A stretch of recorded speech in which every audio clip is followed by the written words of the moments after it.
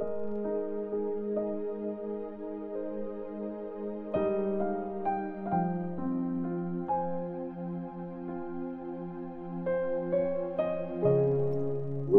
chapter 11.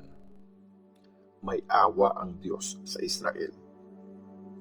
Ito ang tanong ko. Nireject ba ng Diyos ang sarili niyang bayan? Hindi. Ako mismo, Israelite ako at galing sa lahi ni Abraham, sa tribe ni Benjamin. Hindi nireject ng Diyos ang bayan na pinili niya. Diba? Sinabi sa scriptures nung nakiusap si Elijah sa Diyos laban sa Israel, Lord, pinatay nila ang mga prophets nyo. Giniba nila ang mga altars nyo. Ako na lang ang natira at gusto nila akong patayin. Anong sagot sa kanya ng Diyos? Meron pa akong 7,000 followers na hindi sumamba sa Diyos-Diyosan na si Baal. So, ganito din ngayon. Meron pang ilan na natitirang tapat. Pinili sila ayon sa kabaitan ng Diyos. Dahil sa kabaitan ito, kaya sila pinili ng Diyos at hindi dahil sa ginawa nila. Kasi pag ganon, hindi na yun dahil sa kabaitan ng Diyos. So paano na? Hindi nakita ng Israel ang hinahanap nila. Isang maliit na grupo lang na pinili ng Diyos ang nakakita nun at naging matigas ang ulo ng iba. Sinasabi ng scriptures, hinayaan ng Diyos na maging mapurol ang mga isip at puso nila. Hindi makakita ang mga mata nila. Hindi makarinig ang mga tenga nila hanggang sa araw na ito. Sinabi pa ni David, gawin mong mga trap ang mga handaan nila para mahuli sila. Yun ang magpapabagsak sa magiging parusa sa kanila.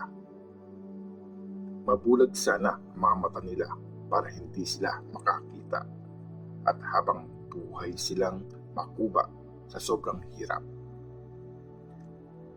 Ito ngayon ang tanong ko.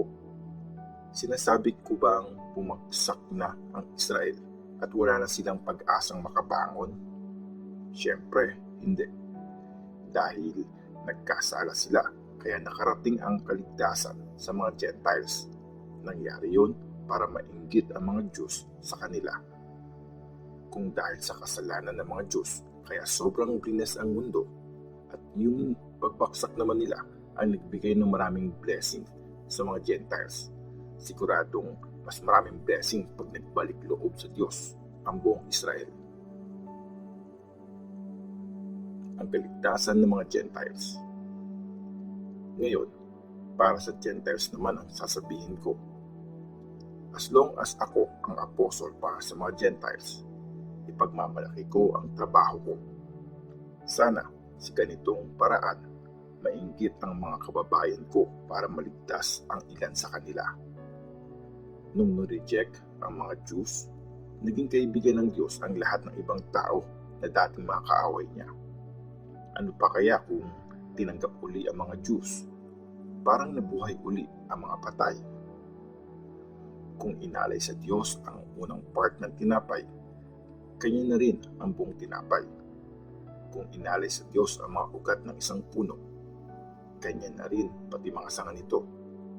Pinutol ang ilan sa mga sanga ng olive tree para ikabit sa punong ito ang isang sanga na ligaw na olive tree.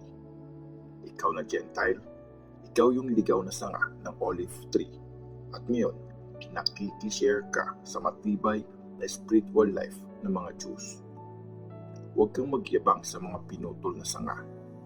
Tandaan mong hindi ikaw ang bumubuhay sa ugat. Ang ugat ang bumubuhay sa iyo. Sasabihin mo naman, oo nga, pero pinutol ang mga sanga para ikabit ako. Totoo yan. Pinutol sila dahil wala silang faith. Pero ikaw, nakakabit ka pa rin dahil sa faith mo. Kaya huwag kang magyabang. Instead, matakot ka sa Diyos. Kung pinutol ng Diyos ang mga natural na sanga, yung mga Diyos, ikaw pa kaya? Pwede niya rin gawin yun sa iyo. Makikita natin dito kung gaano kabait at kalupit ang Diyos. Malupit siya sa mga nagkakasala, pero mabait siya sa iyo kung magpapatuloy ka sa kabaitan niya. Pero kung hindi, puputulin ka rin. At kung magkakaroon ng faith ang mga Diyos, ikakabit ulit sila sa puno kung saan sila galing. May kapangyarihan kasi ang Diyos na ibalik sila. Kung pinutol ng Diyos ang sanga ng ligaw na olive tree at kinabit sa original na olive tree, kahit hindi yun natural na sanga, lalong mas kayang ikabit ulit ng Diyos ang mga original na sanga na pinutol niya sa olive tree. Ang awa ng Diyos para sa lahat. Mga kapatid, gusto kong maintindihan nyo ang mystery na to para huwag kayong magyabang. Temporary lang ang pagiging matigas ng ulo ng Israel hanggang sa makumpleto ang mga Gentiles na lalapit sa Diyos. Kaya ganito maliligtas ang buong Israel gaya ng nakasulat. Manggagaling sa Zion ang Savior. Aalisin niya lahat ng kasamaan sa lahi ni Jacob. Ito ang pangako ko sa kanila pag inalis ko na ang mga kasalanan nila.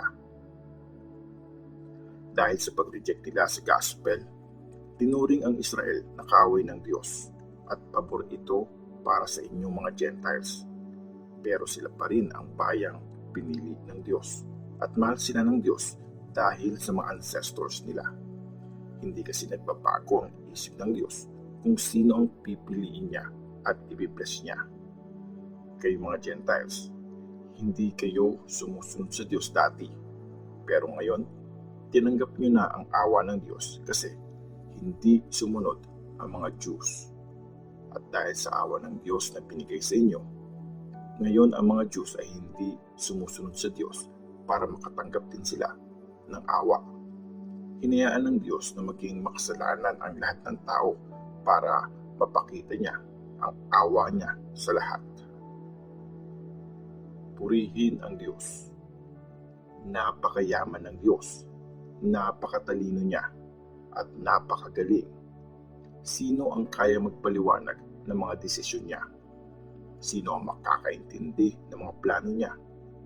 Sinabi sa Scripture, meron bang nakakaalam ng iniisip ng Panginoon? Meron bang kayang magbigay sa kanya ng advice? Meron na bang nakapagbigay sa kanya ng kahit ano na kailangan niya itong bayaran? Ginawa ng Diyos ang lahat ng bagay. Nabubuhay ang lahat dahil sa Kanya at para sa Kanya ang lahat. Purihin ang Diyos magpakailanman. Amen.